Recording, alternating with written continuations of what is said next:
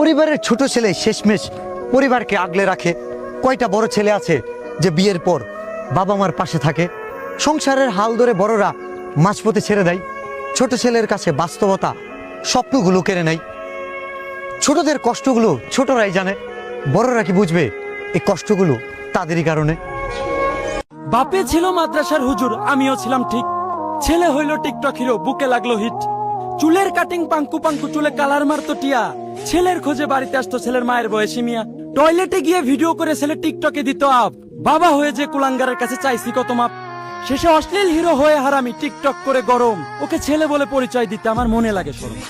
ওই কিরে, এটা কত ফুর্তি নিয়ে বলতেছে তরমুজ ব্যবসায়ী ভাইটা, অথচ আমরা ডিপ্রেশনে থাকি, শর্টকাটই খুঁজি সফলতার মইটা। 10 বছর তরমুজ বিক্রি করে এখন তাকে 10 কোটিরও বেশি মানুষ চিনে। সফলতা একদিনে ধরা দেয় না, ধরা দেয় বহুদিনে।